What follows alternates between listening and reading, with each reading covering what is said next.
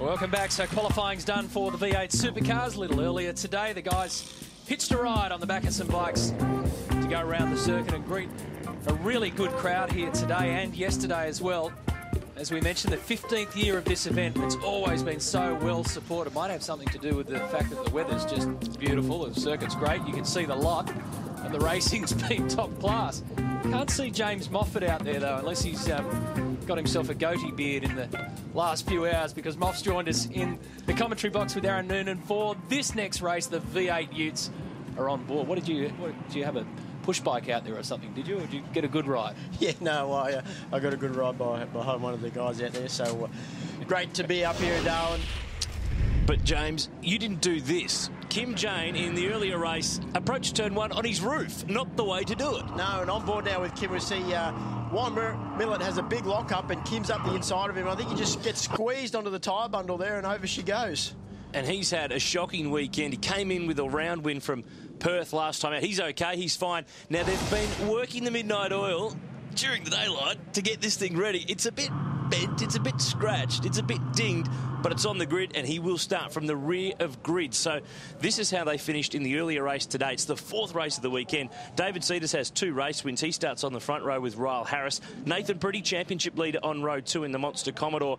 Not too happy about the sort of straight line pace that those Falcons have got. Chris Walton's further back on the grid. He'll start 12th. He's been pinged 5 spots for some contact with Danny Bazadzik in the earlier race today. Cam McConville's been pinged. He got 15 points for whacking into Craig Dontis. So the stewards have been slightly busy in the Utes, probably more busier this weekend than they are normally. They certainly have. There was plenty of action in the third race this morning, as we saw with Kim Jane rolling over. That team has done a fantastic job to get that car ready for this race. When I saw it flip back onto its wheels, I thought there was no way they'd get it ready for this fourth and final race. So green flag just about ready. I think we're in for a ripper final race here with the V8 Utes. Don't forget to, throughout the day, if you're going to tweet, hashtag V8SC for all your comments. We want to keep a track of everything. Throw in some Ute commentary on Twitter as well. Why not? It's going to be good. Cedars and Harris front row. Andrew Fisher and Nathan Pretty on row 2. Ryan Hansford starts from 5th and he won the race that we showed you yesterday.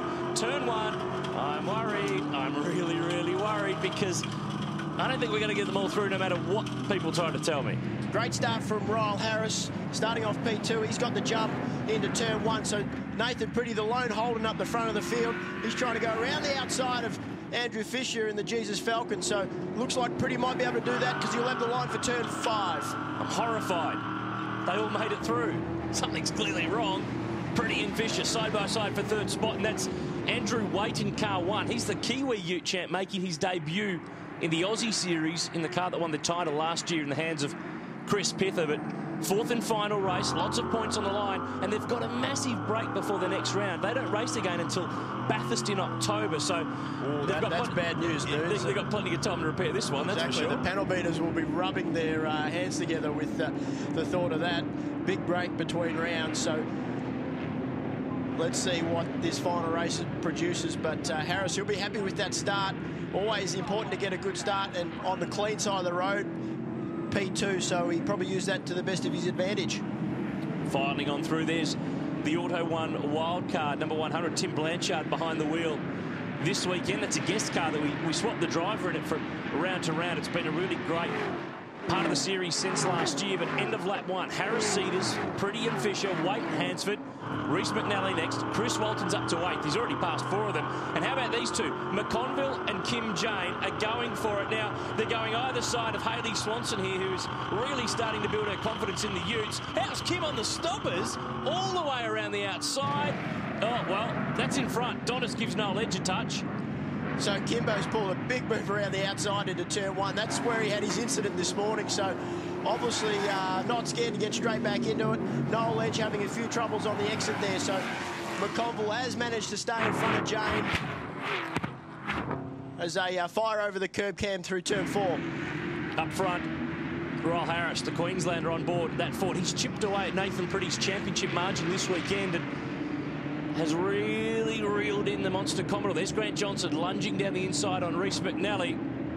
I just got a feeling, you know, when you got a vibe, you got a feeling that there's stuff going to go down. Last race of the weekend, big gap before the next round. It really does tell me that something's going to happen. So Tim Blanchard there stuck outside. He's in the marbles. Off he goes. So this is the second time Tim's been in the Auto 1 guest car. Did this round, corresponding round last year. So he knows what the Utes should feel like around here in Darwin. But on board with Craig Donis, Thirsty Camel Commodore, trying to get a run on Peter Burnett down this long 1.1 kilometre straight, but heading the field into turn 1 is Ryle Harris. Nathan Pretty hanging tough there in third. And Dotter started rear of grid as well because of the drama that he had with McConville in the earlier race. So he's also charging his way through. He's up to 19th from 29th in 2 laps, which is a pretty handy effort. And having a look here, that is Chris Walton in that orange, black and yellow Renko Ford. He's up to 7th. He's proven, as we saw yesterday in the reverse grid races, he knows how to pass cars. He's been very strong in the reverse grid races all year. Copped a penalty for a bit of an incident with Buzadzik in the third race, so he started a bit further back than what he should have for this third and final race, but he's already charging through the field. Andrew Fisher working the back of Nathan Pretty, our championship leader. And Nathan, while he's been a bit vocal about a few parity adjustments to the Fords this weekend, he's still up there in third and getting valuable championship points. Well, actually just saw him before this race and he said, I've got a strategy. I'm going to put a ratchet strap on the back of Harris or Cedars or both. It's the only way I'm going to keep up with them. And look at the margin that they've pulled. He said they've just got too much in the straight line. We're back to how it was in Adelaide. We just need a bit of help in the Commodores. Well, you know, third's still a pretty good spot to be sitting in, especially, like we mentioned, championship leader. So Nathan is doing what he needs to do to put a championship together, and that's collecting consistent points. And when he doesn't have a car to fight for the wins, as we can see Fisher having a big look up the inside into turn 1, and he's going to pull that move up. Look for weight to try and sneak through 2, but Nathan, he's a wise old dog, and he's awake to that move. He's not that old. Well, he's older than me, so he's been around a while. And me too, fair call, yeah, I'll play that. He sits in 4th, and on the round points for the weekend, Harris and Cedars are actually tied in the positions that they run, but of course, the results in the final race are what will determine how things play out. Our timing screen's having a few dramas with Harris's timing transponder, but he's definitely up still in front of this race. Fisher 3rd, then Pretty, then Waite. There's Walton, Ryan Hansford, and Grant Johnson, who has 3 round wins here over the years in that unsponsored 47 car. We haven't seen much of Grant this year. He's been a regular for so many seasons, 2-time series champion, but struggling to put together a budget, but can still run in the top 10 quite comfortably. Yeah, he's one of the benchmark drivers in the V8 Utes, that is for sure. So anytime Grant rolls up at a circuit, you know he's going to be fast and somewhere near the front. But Ryle Harris, he's definitely man on a mission. He's set the fastest lap of the race. Has a handy 1 second lead over David Cedars. These two had a great battle in the race this morning and really have been the class of the field all weekend. So it's almost noons as if the guys have been told to settle down, because all 3 races so far this weekend have had plenty of action, but they've been well behaved so far in this fourth and final race, I should say. I wouldn't be surprised if they've just all run out of puff, or they're just all a bit tired from all the drama. There's Walton. He goes by Andrew Waite to take 5th spot on board the SS Inductions in-car. Let's just have a little bit of a listen. 2.87 kilometre lap. Let's see how the Ute deals with it.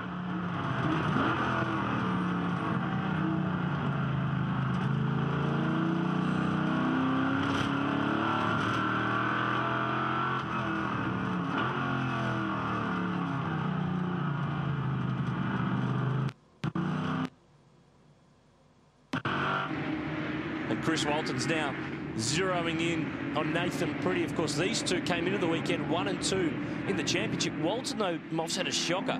DNF race 1, he crashed in qualifying. He salvaged a 6th and a 7th from the next 2 races, so he's desperately trying to pick up a few more points. Remember, it's 35 for a race win in each of the races, and they also get in the Utes qualifying points, which means that you don't just have to race well, you have to qualify well as well to stitch together a whole championship. And his crash in qualifying compounded his bad weekend, because he actually lost his time because he created a red flag.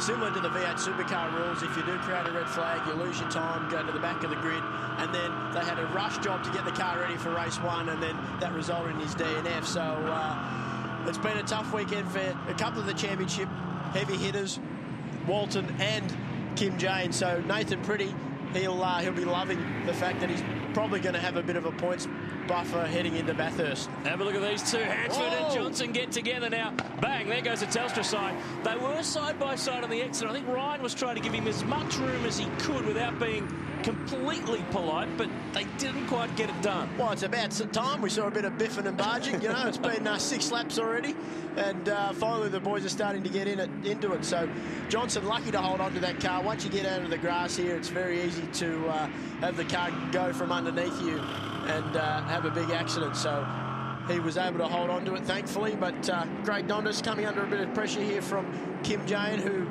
I cannot believe still that he's out there after that accident rollover this morning. I went and had a look at this car just before, about 20-odd minutes ago, and they had people working on it left, right and centre. Wanda Pate's in car with the Bob Jane Team Arts Commodore. He's done a good job. He's passed nearly half of the field. He's up to 18th. Dondas in 17th spot.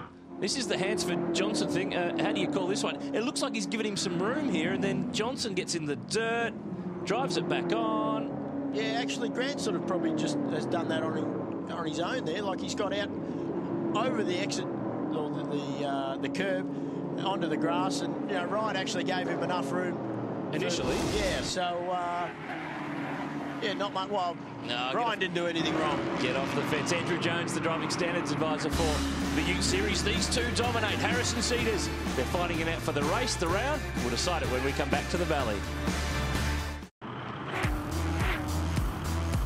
You've got to have eyes in the back of your head. In fact, we've got 6 eyes here at the moment on the Mega Wall with the Ute boys and girls getting stuck into it. Race 4, round 4 in the Auto 1 V8 Ute Series, protected by Armour All.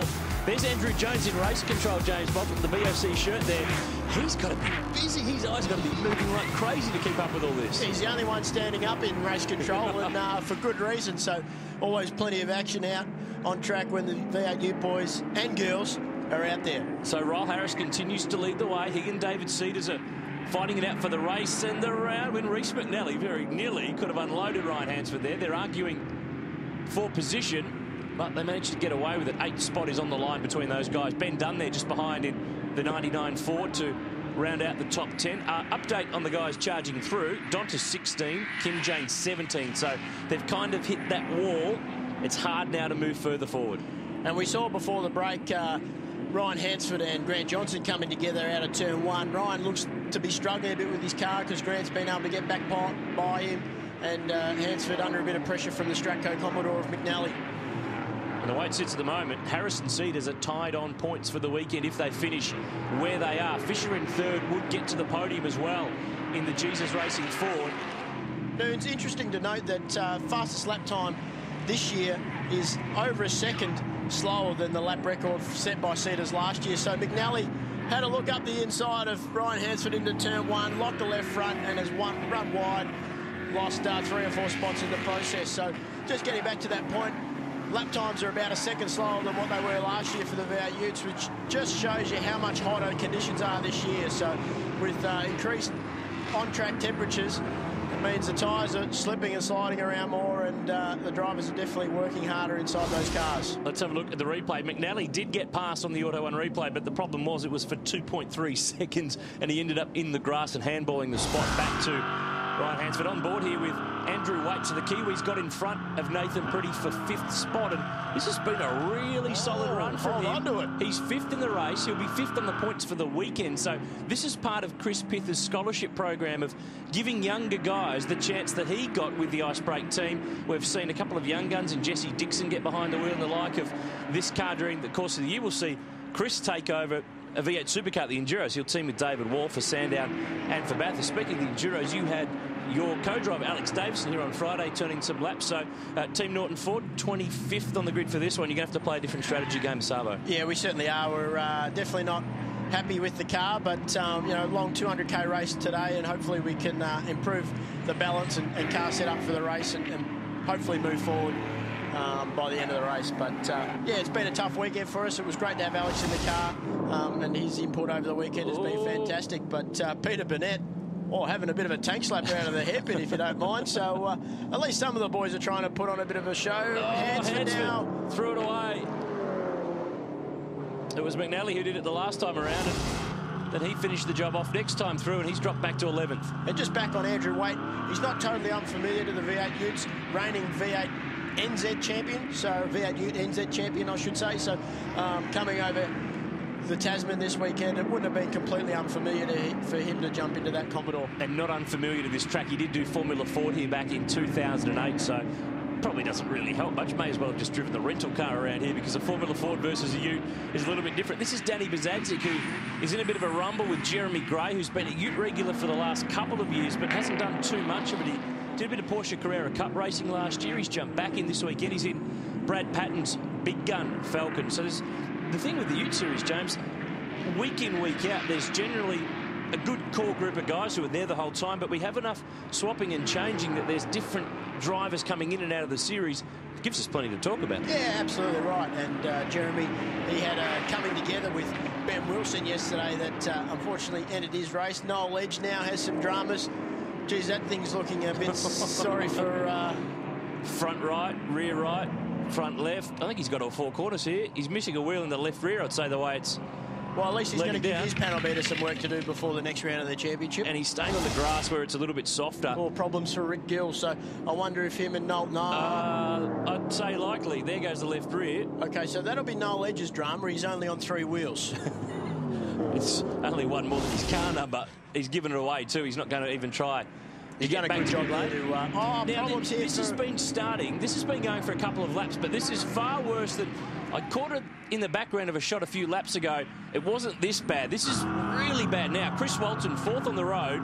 Nathan Pretty copping a mouthful of smoke, and Andrew Waite as well. They will not want to deal with this. So, what has been a really tough weekend for Chris Walton, this would have been a great result for him. Looks like he's not in for pit lane, so... He's going to limp. He needs to just do a couple more laps. He needs these points in the championship. But there's the fine line. The officials won't accept that. That's a lot of smoke coming from underneath that Falcon, and I'm sure he'll get the mechanical black flag, which means you have to return to the pits, unfortunately. He might slip off on his own coolant here. He runs it wide at 1. He's out through the grass and handballs 4th spot away. And then there's a line here. Does he cause irreparable damage and it stops and doesn't even make it, or does he stop to fight another day, or does the smoke go away? Well, we'll see. Now the smoke is actually sort of going away a little bit, but it's intermittent, but it's certainly still there. And I guess if he doesn't get black flagged... Well, he's just trying to get away with it, isn't he, really? Yeah. Not slip off the road on anything that's coming out, but also not come by pit lane or pit straight and see a flag. Definitely for his championship, though, he's better off to try and get home because, like we mentioned, there is a big break between rounds. So that's clearly, obviously, doing some damage to the engine. Let's have a look underneath here, James. Auto on replay. Have a look underneath. I reckon we might see a trail here. Yeah, look. Yeah. Hard to really, I guess, determine where that smoke is coming from, but it's certainly coming from underneath. Maybe the gearbox. If he can keep going, though, it doesn't really matter. As long as it gets to the line and as long as the officials don't black flag him, he'll still pick up. But this man, he is checked out, Noons. He's got a handy 3.1 second lead. So Ryle Harris hasn't won around this weekend, and there's the mechanical black flag that Chris Walton will hate seeing. So unfortunately for him, a bad weekend gets even worse. But I'm not sure if they got it out in time for that lap. They may have. If they didn't, he's going to get it on the last lap past. Yeah, and you have 3 laps to respond. He doesn't have 3 laps left. He doesn't have to come in, so he might just get away with it. He's clearly limping around to get as many points as he can. Well, they've got 3 months to argue it before Bathurst, don't they? Exactly, and 3 months to repair whatever damage happens. So, yeah, Ryle Harris hasn't won around this year, so won a few races and been at the front of the field more often than not. So he'll be happy with this weekend. Clearly had a strong car and has maximised it. We're hearing too now. I've done a little bit of sleuthing around the place, James, and the next round at Bathurst, of course, it's 50 years of the Bathurst 1000, which we're going to celebrate in October. I heard a rumour, I've got to go and do some work on this, that they're looking to have 50 Utes at Bathurst for the next round, with some of the Kiwis invited across to join on in. You reckon we have fun with 32 every weekend? How do you reckon 50 are going to go up the mountain? Well, Bathurst is a crazy enough place with just 32 Utes, so having 50 on, I reckon the spectators might have to step back from the fences because it'll be on for young and old. Final lap in race 4 here at Hidden Valley. It's round 4 of 8, so this is pretty much halfway of 2012. Harris has controlled the pace, he's controlled the race. His margin 3.4 seconds back to David Cedars. They will be equal on points for the weekend with this one, with a 1-2 in race 4. And Chris Walton's in the pits, so he hasn't been able to limp around in the final lap, so bitterly disappointing for them.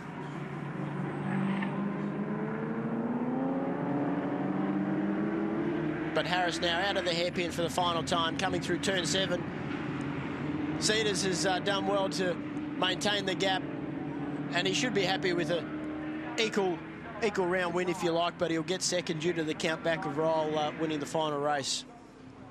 Last couple of corners coming up. And it's been a great drive. The young Queenslander has had a pretty solid weekend. He hasn't had a win just yet to the weekend being out. Second, fourth, second, but he's going to get it done in the final race. Lights flash, and he is closing in on Nathan Pretty in the championship. He takes a massive chunk out of the lead in that one. He wins the final race of the weekend. It has been a Ford Blitzkrieg. 1, 2, 3. Cedars second. Andrew Fisher third in the race. That will give him third for the weekend. So that's a great job, because his car comes from the same workshop as the Cedars car. So 2 from the same team on the podium. Waite hangs on for 4th from Nathan Pretty. Grant Johnson next in 6th spot. Ben Dunn looks like he's going to sneak home and grab 7th, which is where he started. So he keeps an even keel. Reece McNally next through, started 8th, finished 8th. Jeremy Gray was a big move at 20th to 9th. As you can see, final confirmation of the results. Ryan Hansford rounds out the top 10.